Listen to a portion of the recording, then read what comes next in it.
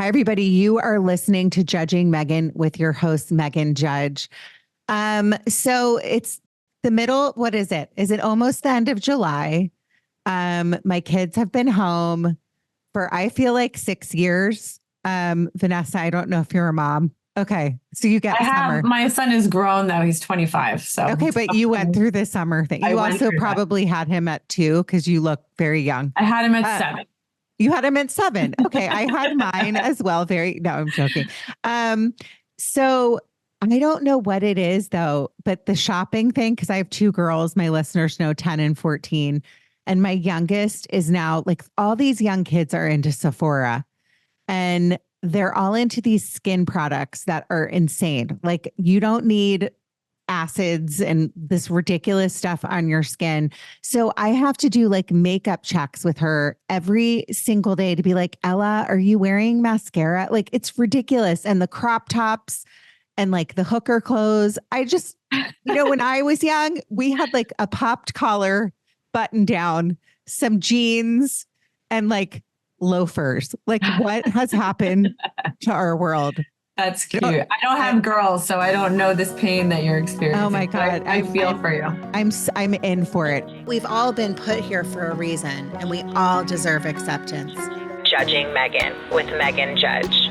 I'm a trauma survivor from a really young age, and I have been diagnosed with complex PTSD in the past few years. I've been surrounded by death and abuse much of my life. I've been dragged through the mud and have been to the point of not wanting to go on anymore.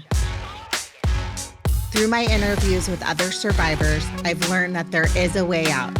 From recovering to surviving and thriving, we all have the strength to come out the other side. You are listening to Judging Meghan. Okay, I'm going to introduce Vanessa Reiser. I cannot wait to talk to you because she just told me what she did and in detail. And now I've run marathons and I don't even know how you could possibly do what you did. So Vanessa Reiser is a therapist. She has a new book coming out in October that I actually can't wait to read. Narcissistic Abuse: How to Identify, Escape, and Heal from Manipulative Toxic People. Welcome to the podcast. It's so nice to meet you. Thank you for having me. Did I leave anything out on your intro? No, that's kind of the gist of it. That's okay. Because I didn't say like, sometimes people don't usually come on and like have egos and be like, you left out that I like to like stand on my head. Like nobody's ever come on, but every once in a while I leave something out and then I feel bad at the end because I didn't tell people that they were a circus performer in their past life. Not at all. I was not a circus performer. You weren't? Okay. So anyways, we're just going to get into it. So every podcast I ask the same question and it is, tell me a little bit about yourself. Where did you grow up? Where are you from? So I grew up in Rockland County, New York, which is about 20 or so miles north of Manhattan. It's in the Hudson Valley. There was a lot of adversity in my childhood. I kind of was rather parentified at a young age, helped to raise my brothers. And I think it was kind of, a struggle. And I think that's what kind of catapulted me into becoming a social worker, which I really, really love. And I started late. So I got my master's from University of Southern California at the age of 42. So I was later in life. Started working in the Bronx at an outpatient triage style mental health clinic, as well as the Bronx High School of Science as a school social worker. And then ultimately opened up my own practice where I now specialize in narcissistic abuse and cult abuse. Okay. So I love meeting people, by the way, that start their careers at different ages. So I say all the time, I've had 3 careers. I live in LA. I moved out to LA to become an actress. Didn't pan out. Then I was in a sales career. And then I started this podcast in the depths of hell, in my 40s. And now it's my job. And I love when people live a purpose-driven life. And I think it's really important. My heart always goes out to people that have struggled and had a hard childhood and gone through things. But what's surprising is not surprising, I shouldn't say surprising, is a lot of times these are the same people that decide to give back and become therapists. And, we have a mutual friend, like Dr. Nadine Macaluso, who was my therapist, who's coming back on soon. Actually, I just messaged her the other day. Same thing, went through a living hell. Her story is very famous, obviously, and decided, you know what I'm going to do with my life? I'm going to turn it around and help other people. So I love that you do that. I think it's really important. And God knows everybody needs help these days, right? Yeah. And when I went to school, it was very much a community organizing focus. So it was very macro. I wasn't supposed to be a therapist. It was supposed to be advocacy. I was going to work on maybe a political campaign, something like this. And then I realized I needed to get a real job because I wasn't going to make money that way.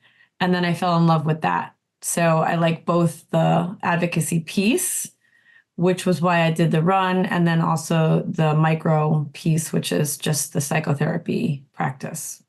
And then you also mention the cult that you specialize in, survivors of cults. Can you kind of go into that? Because I've never really had I've had a million therapists come on over the years, but never anybody that specializes in that. So I'd love to hear a little bit about that. Well, that's the thing. When you're in a narcissistic relationship, you are in a cult of one. So there's actually no difference. And I aim to fuse the concepts in this book. So there's the relationship with a cult leader in a cult of one, a cult of two, a cult of five, or a cult of 5 million. There are different sizes. We see this in family systems. So it's really the same exact thing. Every cult is led by a narcissist, a sociopath, or a psychopath. So when you say like your upbringing, you kind of had a tough upbringing. When was your first experience? Because we kind of talked in the beginning that you found yourself falling into these kinds of relationships. And it does make sense. That sounds like it makes perfect sense. My mom's a survivor of I call my stepfather the original Dirty John. She fell for this horribly horrific man that was abusive to myself and my brothers and my brother and sisters. So I kind of understand it. But I would love to know kind of how you found yourself in those first relationships and and piece it all together. Yeah. When I was younger, there was some guy that I was dating, and he was really, pretty well known in the community. And I remember there was one day where I heard him, he was petting my dog, and I heard the dog make like a noise. And she was sort of like a middle-aged golden retriever, and she wasn't a barker, and she wasn't a noisemaker. She was kind of this big, typical quintessential golden retriever, wide brow, very docile. And I remember it like made me think something was wrong. Something was wrong. And I remember reaching out to my friends and asking them, and they were sort of like, no, like he didn't do anything to the dog. But I was pretty well convinced that he pinched my dog. Like I just had a feeling that he did something to that dog in this very sort of innocuous moment of just petting the dog.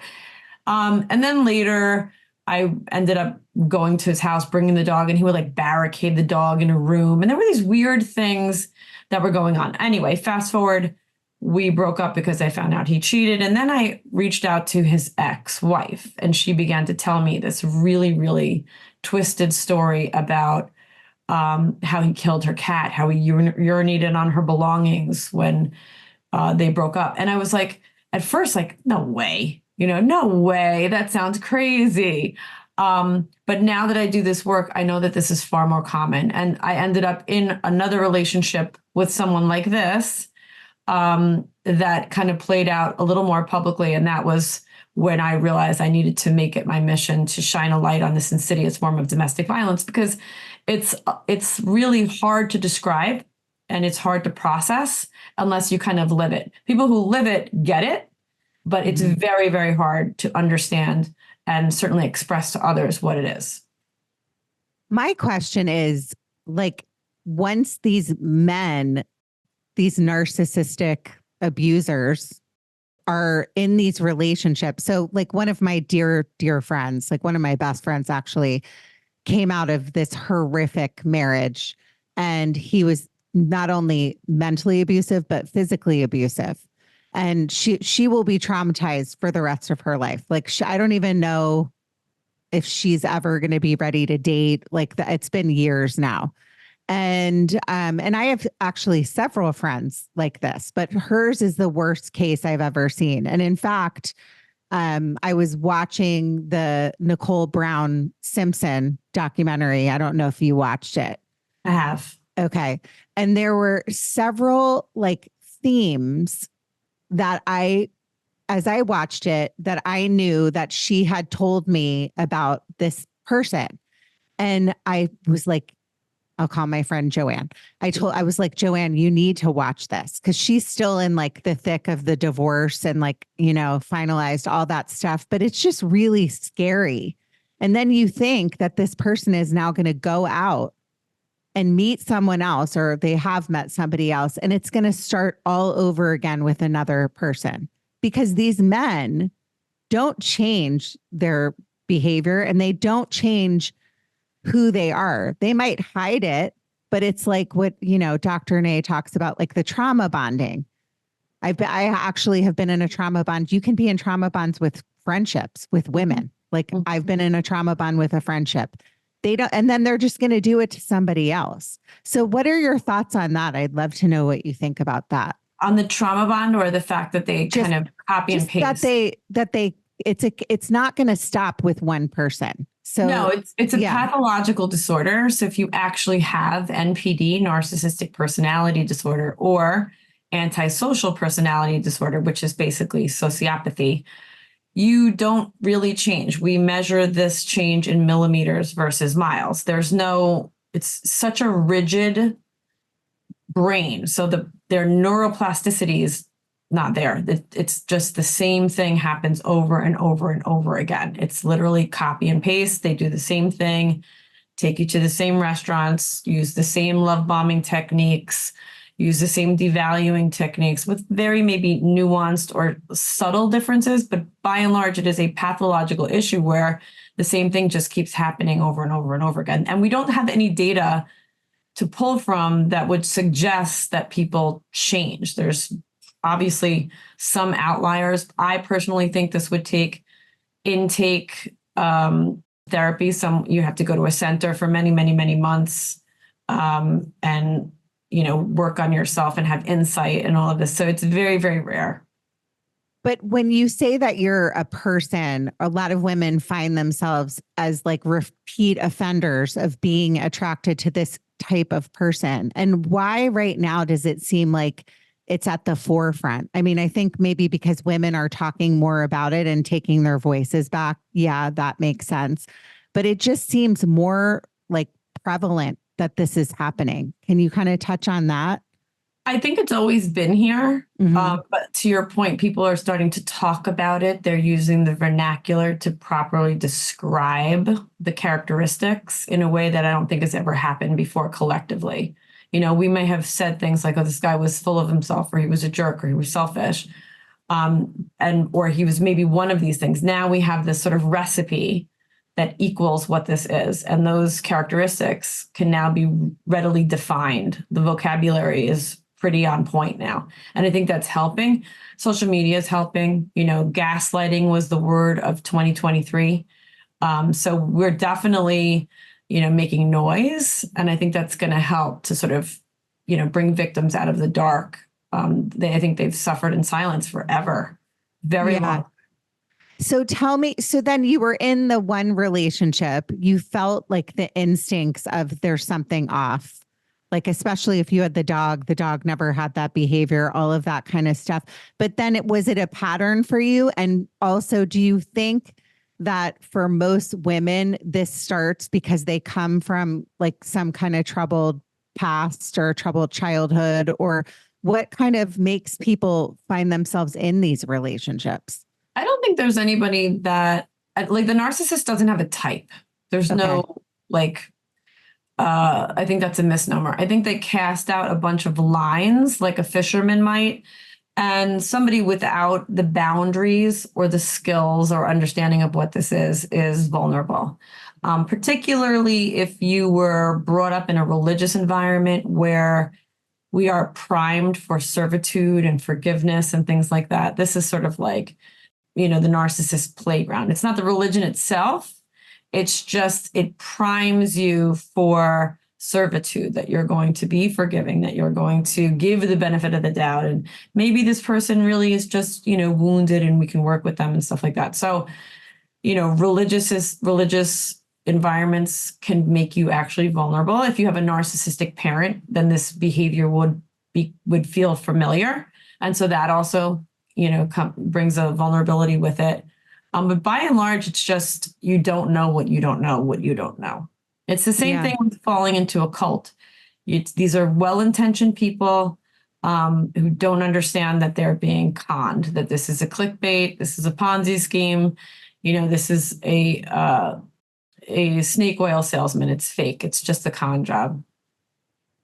I would love to know, once you were found yourself in these kinds of relationships, so were there 1, 2, 3, 4, you obviously, were you married and had your child with someone, found yourself?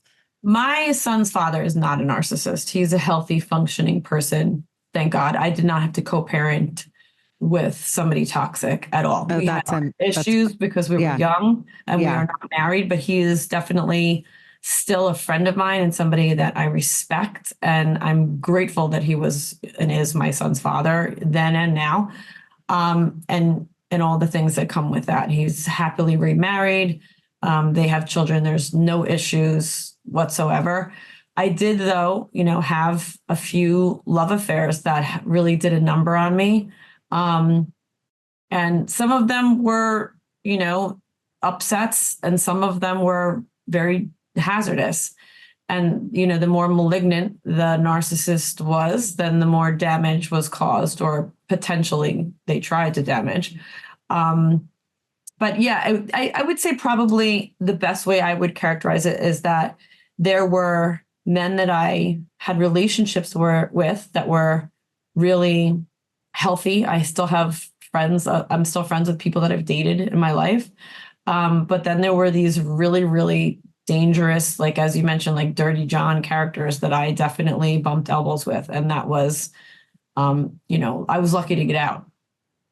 Yeah. I mean, I was asking that question specifically because I do wonder, you're pretty blonde, these men, target, I feel like they could target potentially certain kinds of women. I know, every one of my friends that has found themselves in these kinds of relationships, I feel like they've been targeted a little bit and wooed and love bombed. And you brought up the word gaslighting and all of these things that come with it. And so I think it's just scary to think that if you have a specific type and you keep being in this pattern, how do you stop it? How do you get out? For my mom's case, my mom was happily married to my dad for over 20 years. My dad was struck down with leukemia and passed away when I was a kid. So then my mom found herself, 4 kids, private schools, all this stuff, and met this man that was a complete monster, and, started the jewelry, all this stuff, the planes, all this stuff that he had. And then my mom was in a relationship with him. So I'm just curious your thoughts on that. Sorry, that was very long-winded. The only answer I have, people ask me all the time, how do I, keep them away from me? You can't keep narcissists away from you. They're everywhere. They're your neighbors, everywhere, all around you. Yeah. But you can't keep them from coming around, but you can keep yourself from getting involved with them. And the way I tell my clients to protect themselves is to have autonomy, is to never allow anyone to, kind of quell your dreams or isolate you from your friends or devalue you or make you feel like, you need to be only with them. Or so, as long as you have autonomy and agency and you stand firm in your inspirations, in your hobbies, in your work, in your home, in your finances, and you stay focused on who you are, then they will just slither away because they need to have somebody they can manipulate. They need to have somebody that is groomable. And so if you're not those things, they're going to go find somebody else to toy with.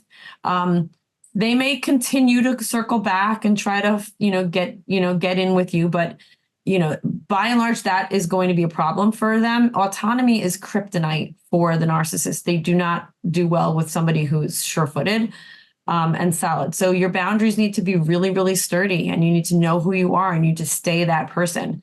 And people, ask me all the time why the relationship that I was in that was particularly dangerous, why it was so short-lived. And I'm absolutely positive that it was because I was like, I'm not changing.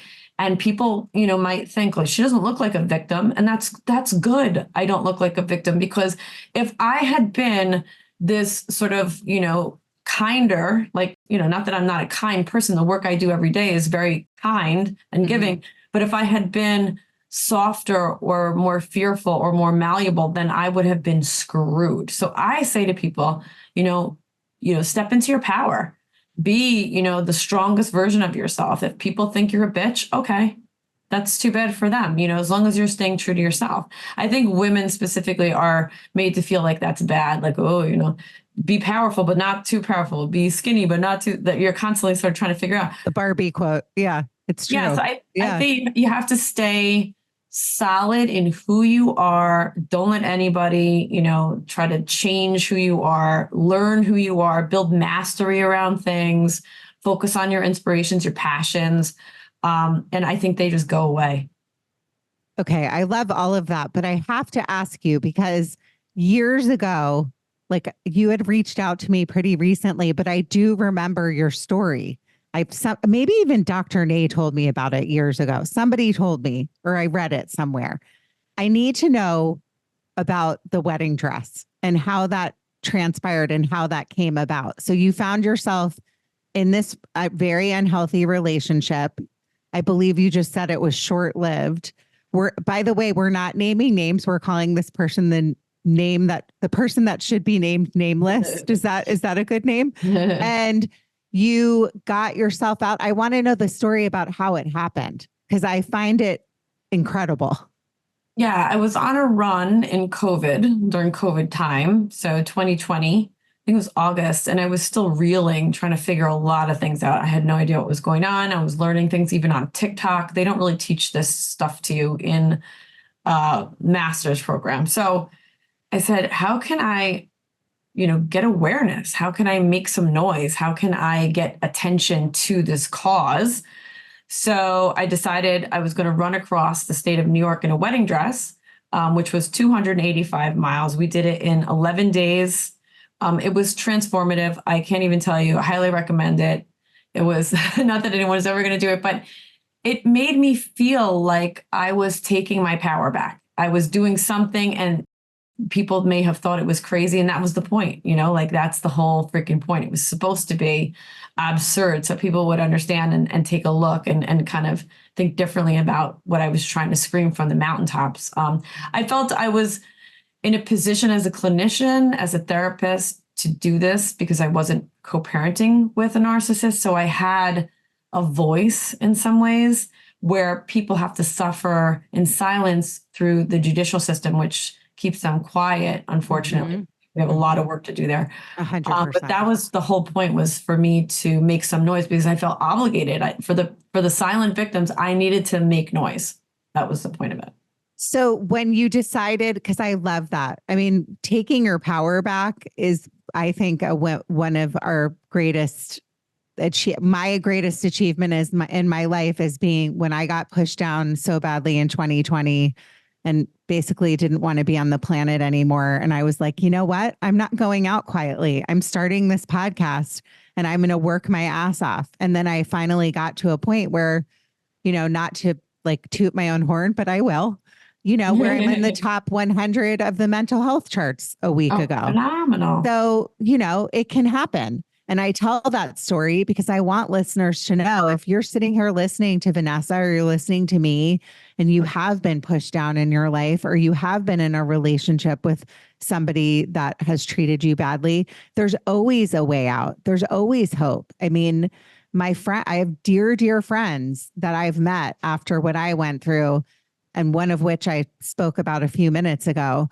that it's been awful. She's gone through the court system, like you just touched on. It's it's so messed up what women have to go through in the court system when they're going through a divorce or they're going through child custody with one of these kinds of people, men.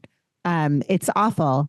And the court system has a lot of work to do. It is completely messed up.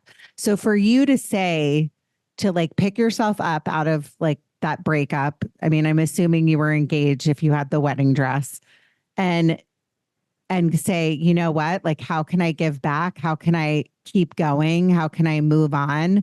And at the same time, try to spread this awareness to help other people. That's huge. And honestly, we need more of that. So the more women that come forward, and I'm not saying, like you said, they're all going to run in a wedding dress. I've done 3 marathons. I've done 2.5. Sorry. The thought of even running in anything but my 2 sports bras and like the leggings and, you know, like everything sweating at the end, like boob sweat, sweat everywhere. That's an incredibly, that sounds not very fun. I don't know how you did that. Well, we modified it. My dear friend Barry, who does dance attire, was so skilled, and she donated her time to, so many people donated their efforts to my cause. So many soldiers, my friend Vinny, who comes with me every year because we subsequently did New Jersey, Connecticut, and Massachusetts. So he babysits my stupid ass every year as I do these other states now. But we did have the dress modified. I just want to add, as far as the judicial system, Yeah. I myself went through a really horrifying experience with the judicial system. Even though I wasn't going for custody, in my case, it was a different situation, but the judge really missed it. And it was really like the equivalent of walking into a courtroom and having the judge, you know, telling the judge you were raped and having the judge say, well, why did you wear that? You know what I mean? Yeah. It's really like that for so many people as they try to traverse a corrupt system. It is like domestic terrorism. It is human trafficking. They're making tons of money off the backs of children.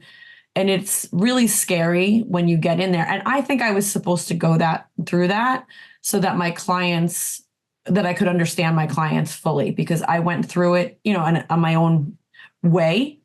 And I think I was supposed to go through that because now I see really behind the veil of what is one of the scariest things I've ever endured. Well, I mean, I'm glad you kind of touched on that, because you do think that when you go, I mean, I've heard so many stories now about women going to court for custody or trying to get child support. There's so many, I mean, especially if you live, I'm going to say this one thing, in an affluent area, you tend to find a lot of women in these situations where they're stuck, you know, because they're too afraid to get out, and they hear these horror stories about what people go through in the court system. And in our heads, like, we're thinking, oh, we're going to go to court. The case is going to be solved. We're going to be done in a week. The divorce is over or the situation's resolved. And like you said, it is absolutely not like that. So people are afraid to come forward and they feel like they're stuck. And I have a friend, Jackie Miller. I think you might know Jackie too. Yep. Who, like, that's what she's a divorce coach, but she like lives her life trying to help women because she went through something and it was so awful that now she's spent millions of dollars going through the court system. I mean, this is an unattainable situation for most people. So they're just stuck. I have a client who, go ahead. She's been in court with her abuser for 15 years. He's filed over 2,000 motions against her. Mm-hmm. And she's in her 70s and she has to like move from state to state just so she doesn't get somebody arresting her for some stupid reason. She's literally, her kids are just way grown. He just toys with her for sport and the courts do nothing about it. This happens in Florida where she is, but it's really, really, really horrifying. You know, the data actually is staggering for this situation, because if you actually have evidence of physical violence, your children are far more likely to be taken from you. That's the data, which is totally counterintuitive. But if you can prove that your toxic co-parent physically assaulted you, that just ensures that you will more than likely lose custody of your children. What is gonna change? Like, I know so many people that are fighting to make these changes, but it's kind of like people's hands are tied. It's almost like I live in LA, we have a homeless crisis. I know I'm going off on one of my tangents, but like people are like, the homeless, what are we doing about them? It's a mental health crisis. Like all of this stems from mental health, I believe, like drug abuse, like it just, and nobody's doing anything about it. So it's so frustrating to my analogy is to compare it to this, to just be like, oh, well, like this is how it's going to be. And it's just going to keep growing. And it's like this ball, there's not enough beds in hospitals for people that need help. There's not enough housing. There's not enough. I mean, it's just seems like it's never going to get better. And I want to compare it to this situation. What is being done? Like, is it just people like you running across? This shouldn't even have to be a thing where you have to run across a state to be, I need help. I don't need to be taken to court. And this shouldn't even be a thing, right? Tina Swithin is doing some amazing work. She runs the One Mom's Battle Instagram page, and she goes up against the judges and the attorneys and the guardians and all of those therapists that are really corrupt. And she's doing, like, in my opinion, she's doing the Lord's work. I put her name in my book as well as Dr. Ramani, but Tina Swithin is she's like Mother Teresa. She puts herself out on a limb because these people are very, very powerful. They could just, go after her, judges and attorneys. She's fearless when she goes up, and she's, constantly fighting that fight. And so I think what it's going to probably trend towards is changes in legislation. Mm-hmm. We see that with Heroes Law, and there's other people that are like on the front lines of the legislative stuff. So like, I'm not that I'm not doing that. I do it in my own ways as much as I can, but I'm always busy, and I just wrote this book and all this stuff. But the answer is we have to kind of get watchdogs into the family court system, because it happens in a vacuum. Nobody's allowed in there, and you can't really talk about it when you leave. Everybody's gagged around it. And I don't think that that's helping anyone. So I think we really need to get some watchdogs in there, shine a light on what it is, get some people who are versed in domestic violence, narcissistic abuse, educating and developing curriculum for police, attorneys, and judges alike. Well, I mean, there just needs to be changes, because it's getting to the point where I hear stories like this all the time, and it's so frustrating, because it seems like it's never going anywhere, and just people are pushed down. Like I said, I have a friend that just keeps being told back. She's being pulled back into court all the time. So it's just really frustrating. Tell me about when you decided to, after like doing the run, getting all the publicity, which I think is a good thing. What you did using your platform the way you did is amazing. But why the book? Like, how did you get to that point where you were like, okay, here's my story. This is why I'm going to write a book. Tell me a little bit about that. So one of my friends from growing up is my literary agent. So she was pitching the book for me after the run, and she was collecting all of my media, interviews and stuff like that. So she's the one who got me the book deal with Hachette. And Hachette has been great to work with. They have been so gracious. I hear sometimes horror stories about different publishing companies, but the book has been basically, all of the data I've collected and gleaned from my clients, from evidence-based articles, from reading and learning, from friends, from family. It's all compiled into this really sort of succinct writing around how the cult of one and mind control and domestic violence and narcissistic abuse are all the same thing. There are very, very, very, very nuanced differences, but not enough. I mean, basically, essentially, it's the same thing. So it's sort of clicked. I was, talking to Mark Vicente from the Nexium cult about my relationship, and he was famously victimized by Keith Raniere in that cult. And it was just that. Yeah. It was just the same shit. It was like, the manipulation tactics and the branding, because a lot of my clients get matching tattoos with their abuser. The collateral gathering, narcissists will take explicit photos of you and then try to, blackmail you later. They have the same tactics. It's literally the same exact thing. And it just sort of clicked. And I thought, I don't know that there's any non-self-published book that I've heard of, or any, because I was now at this point, hanging out with the Dr. Ramanis and the Dr. Nays and things like that. But I hadn't seen a book that had this sort of specialized niche perspective. And so it just came to be, and I'm really proud of it. So it's going to be out in October, correct? October 29th. So can people pre-order it now? Yep, you can pre-order it at hachette.com or even amazon.com. It's going to be at Walmart, Barnes and Noble, and pretty much everywhere.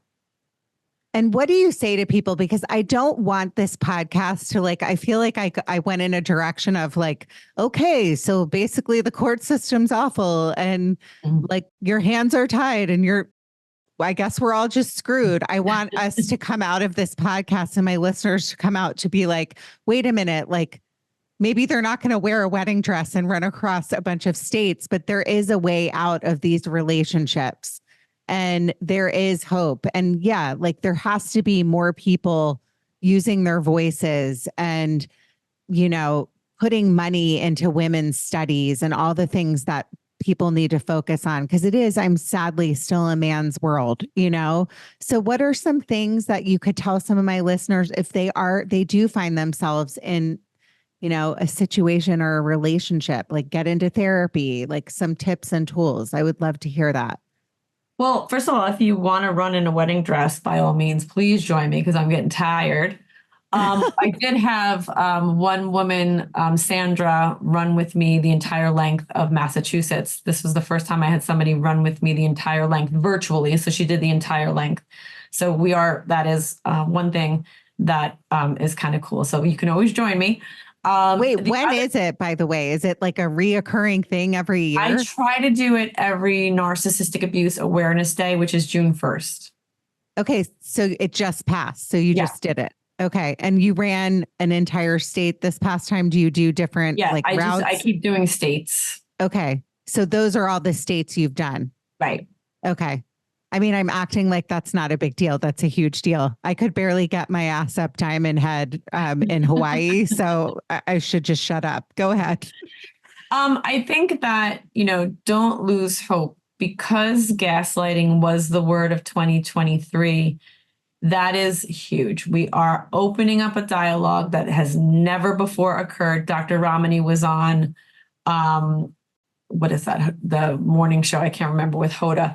But she's sort of kicking down all of these walls and sort of, making it so this is something that we really understand a little bit more. And so don't lose hope. It may feel like it's a slow progress, but something is moving, something is happening. People are starting to talk about this in a way that I don't think has ever happened before.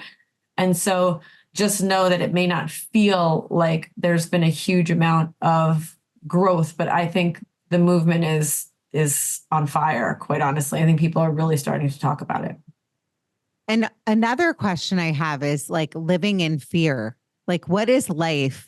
For you, for example, you can't live your life in fear of what people are going to think. I talk about that a lot. Or what the outcome. I mean, life, in my opinion, is a series of tests, and then we're done, and we have good and bad times in life, and we go through hard things. That's part of being human. But what would you say about the fear part of it? How does somebody overcome that fear aspect? So most of the time when you're dealing with narcissistic abuse, you may vacillate between the folly of it, because they're like these absurd peacocking jackasses, and then the intimidation and the horror and the terror of it. And that's why my book has peacock feathers on it, because the peacock is so beautiful and yet they're actually very violent. So the idea that you would live under someone's thumb, or you would allow them to intimidate you, is just something that I refuse to do. I just won't do it. There's been times where I've been really, really nervous. There was like 1 week last year where I ran with a GoPro because I thought someone's going to hit me over the head with a shovel. So I get it. I don't want to dishonor, the fear that people have. They're intimidating. They will threaten to take your children and destroy your life and your career and your, all of these things. So it is intimidating. It is scary, but understand a good amount of it is just posturing. It's designed to make you scared. It's designed to keep you living in your trauma. So to the extent that you can manage how to cope with that and get your emotions regulated, it will serve you, because I see my clients come into me with CPTSD and they're just totally shaking, totally freaking out. And I honor it. And then we work towards kind of getting centered and back to baseline, because it's terrible what they do. They kind of get in your head and in your fibers. But you can get out of it. And it is important to find a therapist that gets it. Don't work with a therapist that doesn't get it. It can actually make things worse. I say all the time, my listeners are probably hitting their heads up against a wall, but finding the right therapist is like online dating or dating. Not like I've ever done it. I've been with my husband for 23 years, but it's like, until you find the right one, don't stick with the wrong therapist. And I've been in and out of therapy my entire life. I was a patient of Dr. Nay's for several years, and she just got me and I stuck with her. And then she's not my doctor anymore or my therapist, but then I go through times and I've over the years found new ones and done like EMDR as of late. And that's really helped me with I was diagnosed with complex PTSD from childhood, and that's really gotten to the root of helping me. There's so many different things that we can do along this route. And I want to reiterate, if you have gotten to the place where you don't see a way out, or you're in a bad marriage, or you're dealing with trauma from childhood, or any of these things, there's always someone there that you can talk to. There's always a therapist. If you can't afford it, a lot of these universities offer, the students have to do therapy hours, so you can go that route. I mean, there's always hope, and there's always someone you can talk to. So I always like to say that when we talk about these kinds of things. In closing, Vanessa, it was so nice to talk to you. I'm so glad we finally made it happen. Thank you. And I also wanted to just follow up with, can you just say the book one more time, because I don't want to butcher it, and then your socials and where people can find you. Sure. So the book is Narcissistic Abuse, A Therapist's Guide to Identifying, Escaping, and Healing from Toxic and Manipulative People. It's available at Hachette.com, Amazon, for pre-order until October 29th. You can find me at Vanessa Reiser, LCSW on Instagram, or my website, which is TELLA therapist.net. Thank you so much. I would have 100% butchered the title of the book. So thank you for doing that. In closing, everyone, thanks for listening. I love all of you. I love your messages. Nothing makes me happier than when I hear from one of my listeners. No matter where you live, no matter where you are, keep going. You matter. Your story matters. Thanks, Vanessa. Judging Meghan with Meghan Judge.